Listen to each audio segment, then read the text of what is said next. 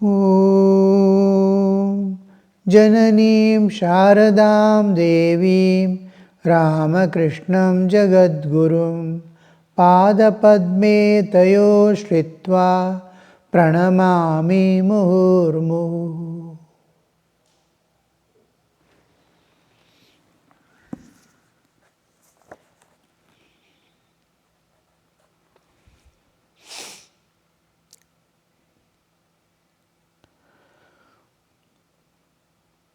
Master sang, "My mind is overwhelmed with wonder, pondering the mother's mystery.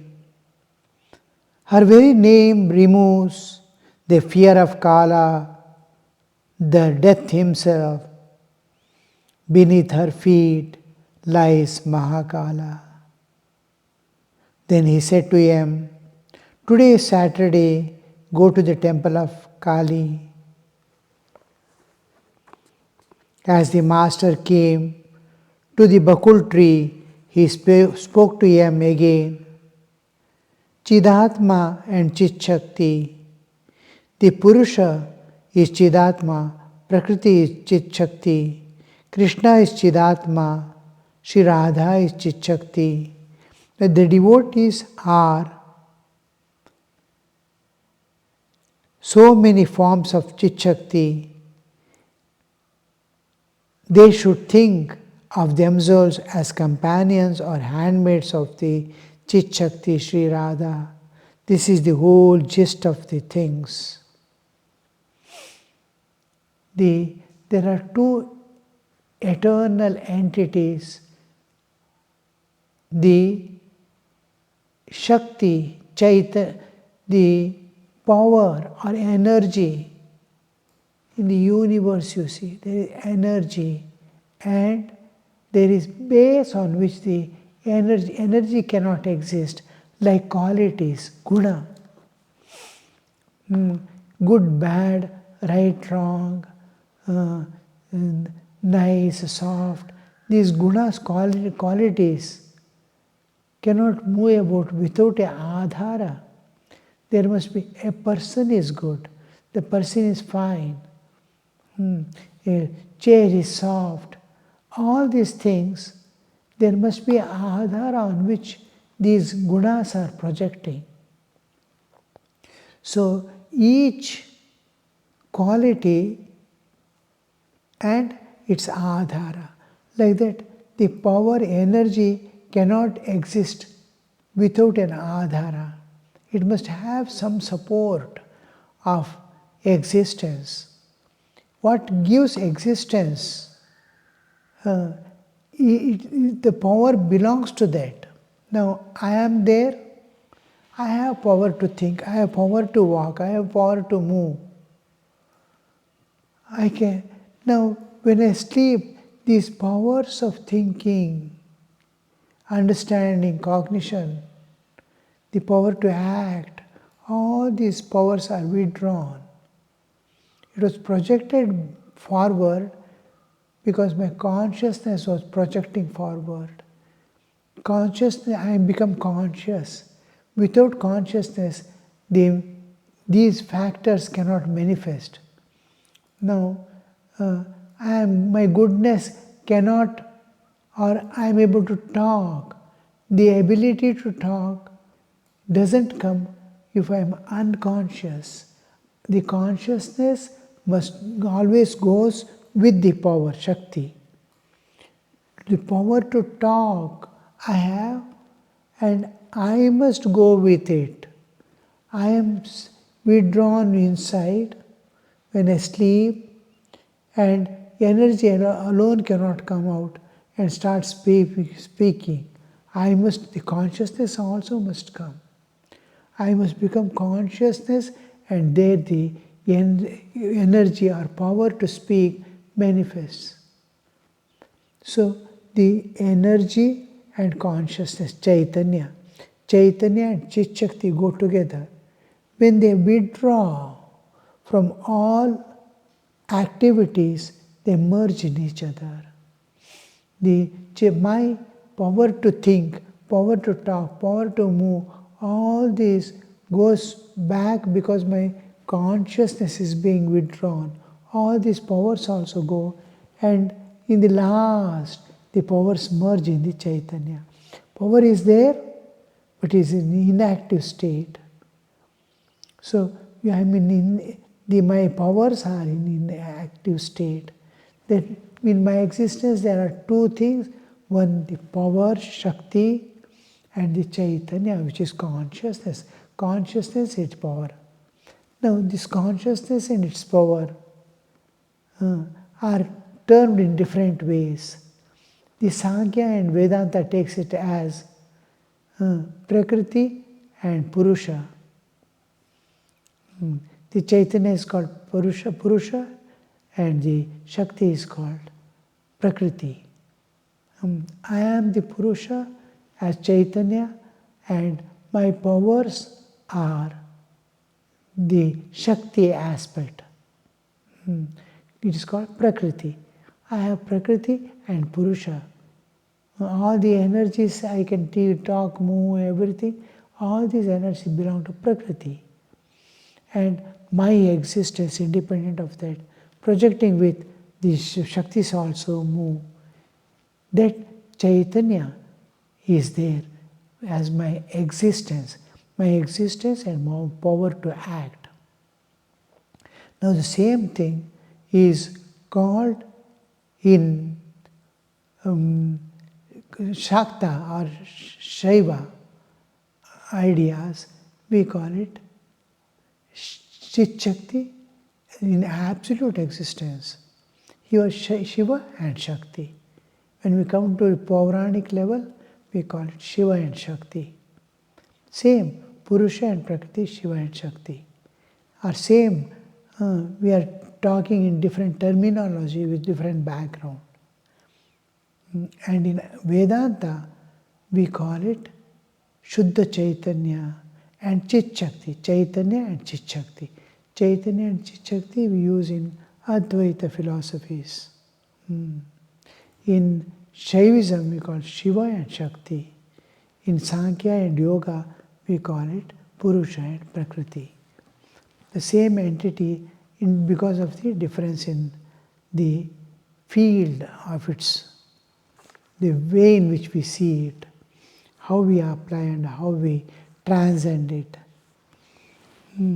And this withdrawal, the going back to the source, the power which goes back to the source is called the Shakti, or in the Puranas, in Bhagavata, it's called Radha. Radha and Krishna. Krishna refers to the Chaitanya aspect, and Radha belongs to the Shakti aspect, Prakriti. Shakti and Chidatma, just like me and my power to Krishna and its spirit. Krishna's power is projecting as Radha. When I am sleeping, my powers are withdrawn, like that. The movement of Radha is always, the tendency of Radha is to merge in Krishna.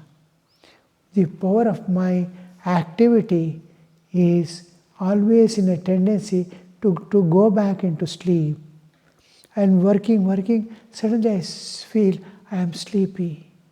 That's my natural state, and I'm projecting out myself as activity. So Radha is movement, and Radha represents all jivas when we take Sri Krishna as the Chidatma, Chit Shakti. All the beings, living beings, are represented by one term, Radha. The whole universe is going to go back to the existence. Now, life, we don't call Radha as universe, universal power, Shakti, but all jivas together. When the universe comes into existence, universe is matter, Sattva Rajatama, and the matter is there, movements are there, and cognition is there. But this one, cognition is Sattva, movement is Rajas, and matter is tamas. Now, when it in this, the lives produced, all forms of jivas, what jivas were there at the time of dissolution, same appear in the same way again. Now, these collective jivas has two aspects. One is they are conscious. There is consciousness. These are individual. In matter, you don't find consciousness being expressed. They don't have life. Expression of consciousness is there, it becomes life. So here, in living beings, there is Chaitanya and Shakti. Their consciousness is there, individual powers are there. When this together is considered, these are so many bodies through which one consciousness is manifesting. So this consciousness manifesting is Krishna, and these jivas, independent of consciousness, the powers which is making them move from life, to seek something in the world, to be driven by its own karmic load, all these accounts to Radha.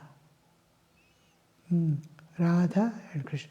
Now, when we say Radha, you must immediately understand it is a collection of all jivas. All jivas. The Chaitanya aspect is there, the bodily aspect is there. The bodily aspect of energy to move, think, talk, and all these energies together, and manifestation of this body and life, because they are living. Then it has two parts. One is action, Kriya is there. Shakti, Kriya Shakti, Jnana Shakti, Ichcha Shakti is there. These together of all jivas is Radha. When Radha is going back home to become one with Krishna. Radha means she's always is moving towards Krishna. When she's coming out from Krishna, separating from Krishna, it's called Dhara. Radha, Dhara.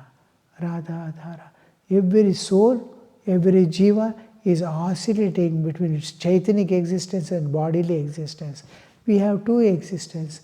Bodily existence is there, which brings us to waking, dreaming, and deep sleep. And when we enter deep sleep, and the second stage, I am independent of all the aspects of nature, and I am one with the Chaitanya, Shuddha Chaitanya. So I expand in the universal consciousness. The Radha is going back home. Dissociation from the world of matter and association with my own existence is called Radha. Separation from the world and union with the spirit is Radha. I am projecting out again to the world. It is Dhara. So constant movement is happening. Every moment I am oscillating. Every moment I am oscillating between my bodily existence, because Chaitanya has to express for body to keep it alive. And it has to be withdrawn to be one with the Chaitanya also. Otherwise it is not possible to live. I cannot live without the spiritual awareness. So I am awake and moving about, but the soul is oscillating as if like an alternating current. It is becoming, every moment it is changing. 50 cycles in a second, 50 times it is changing. We are not able to chase. Like that, we have our own individual rhythm. This rhythm differs from each other and gives them separate identity. I am different from you. Only because these oscillations differ. Otherwise there is one Chaitanya. Only one. We all will feel always one with Krishna and one with Radha. So this is not possible because individually we cannot, we differ in our movements. So Krishna, Ramakrishna is the whole thing. Again I will read that paragraph. The master came to Bakul tree and he spoke to him again, Chidatma and Chit Shakti. The Purusha is Chidatma, Prakriti is Chit Shakti. He is tallying between the Sankhya, Yoga and the Vedanta. In Vedanta we call Chidatma Chit Shakti. In Yoga and Sankhya we call it Purusha Prakriti. Sri Krishna is Chidatma. We come to the Puranic level. Krishna is Chidatma, Radha is Chit Shakti. How we have to be clear when you understanding these concepts, little philosophical understanding. The devotees are so many forms of Chit Shakti, forms of Radha, because they are devoting and holding on. They are devotees. Devotees is devoted. Like I am holding something. Child is holding the hem of mother's cloth. He is a part of mother. It is clinging to it. That clinging, it becomes a part. So devotees are clinging to.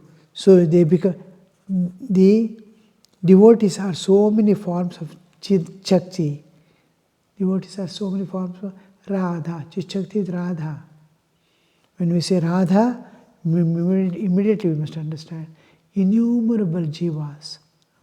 Chit Shakti. They should think themselves as companions or handmaids of Chit Shakti, Sri Radha. Radha, I am a handmaid or companion. I don't part from her. Awareness. That is, I am just like Radha is one with, I am identifying with Radha, I am one with Krishna. I am identifying with Radha, Chaitanya and Chit Shakti. One person, usually we adopt a child. Adoption of child is a legal identity. He is father or mother of the child who adopts. Can I adopt, a person asks, can I adopt a girl as my sister legally? I don't know legal formulations. If that girl is becoming legal sister of this one person, all his brothers and sisters are her sisters. How the formation, you see, legal implication. Because they are all brothers and sisters. One is adopting her as his sister, legal sister. Then the moment she becomes a legal, when we become son, adopted, all other children become his brothers and sisters. Like that.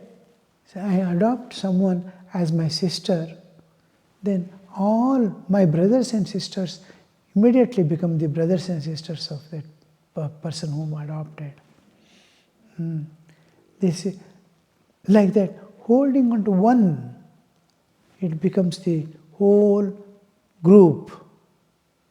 I become one. I am a devotee means I am devotee. Devotee means all devotees are together. They are cluster, inseparable. I am devotee. Devotee, the word devotee becomes a cluster. All others are there holding on to the same.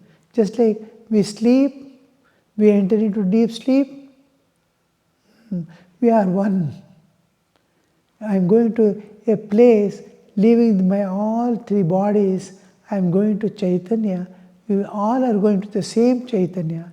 In deep sleep, we are all one, absolutely one.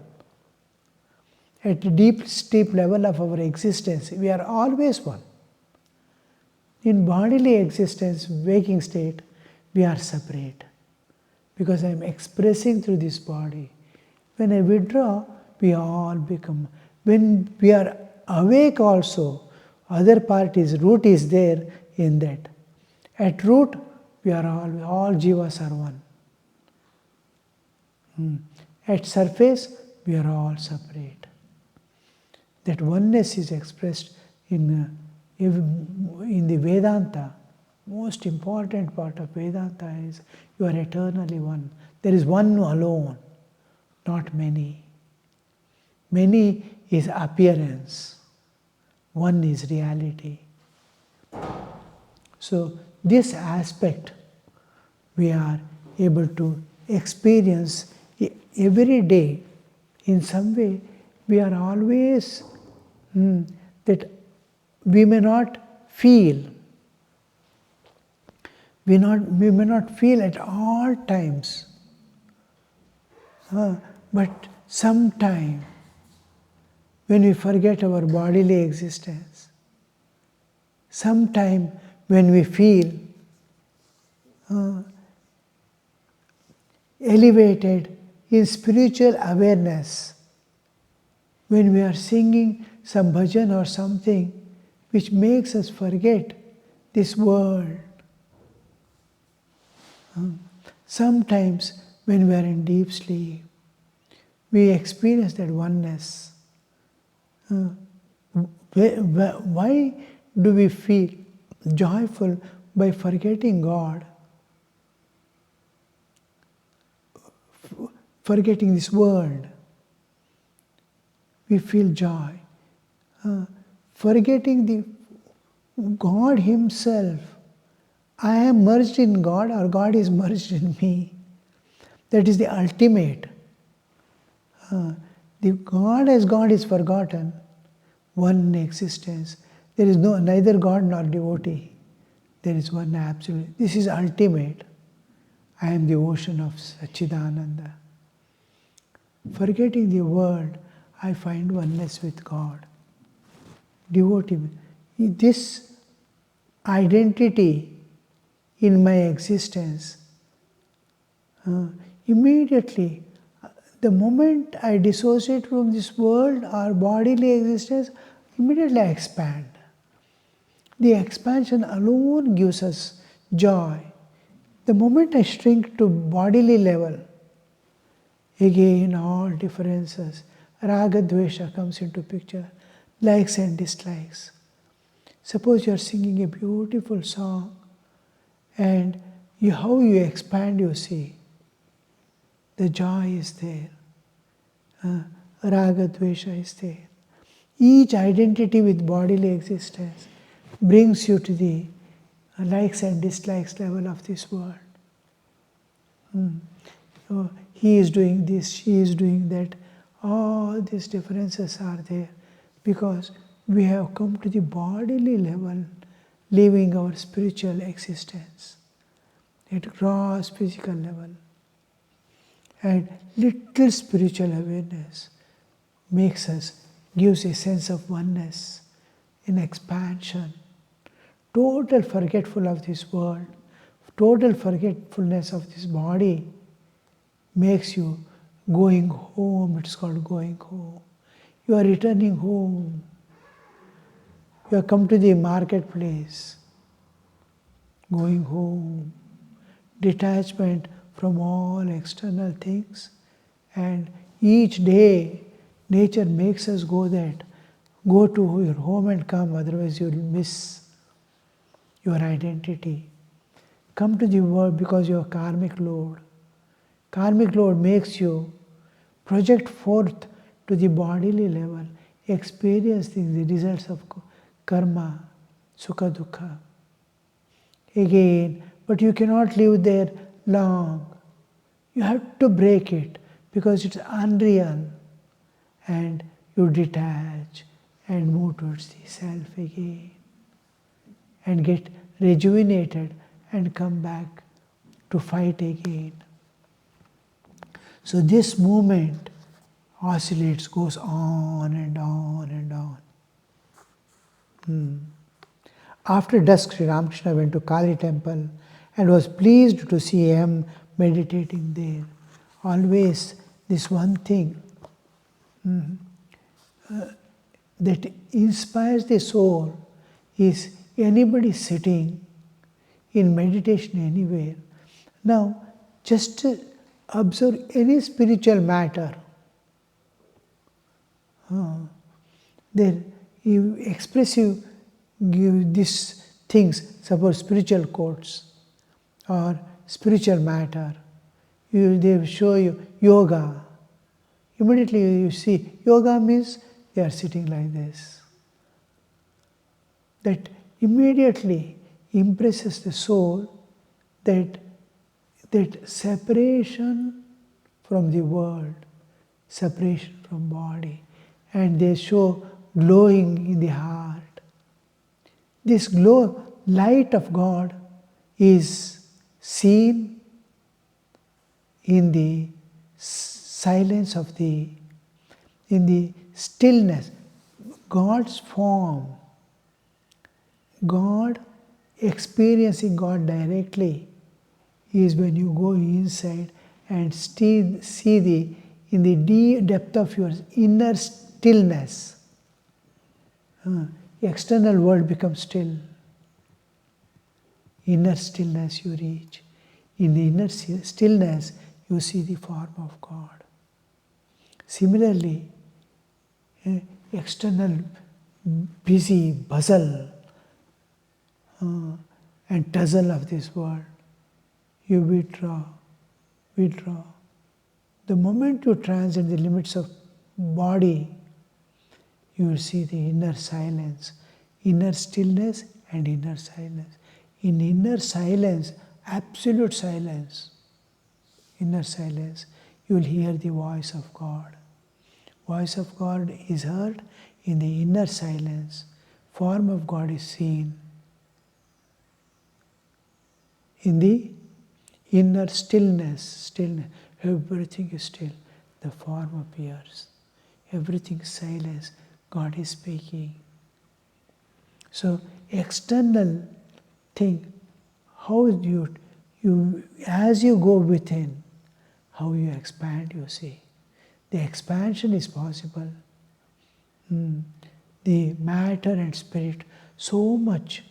So when we see anybody sitting for meditation, we are reminded of that which we are, at home, what we are.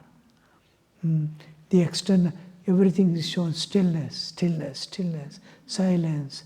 The posture of yoga shows these two, silent and stillness. Everything external, stillness and silence is shown to express the inner silence and inner stillness. There, the inner darkness, the light shines. Spiritual light. We reach only passing through the external darkness.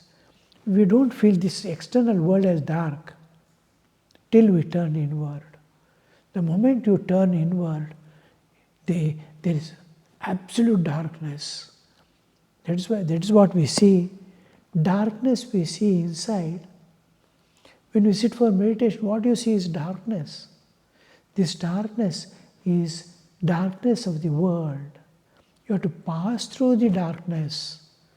At the end of darkness, you will see the light of Spirit, Chaitanya. Om Shanti Shanti Shanti Hari Om Tat Sat. Shri Ramakrishna Arpana Mastu.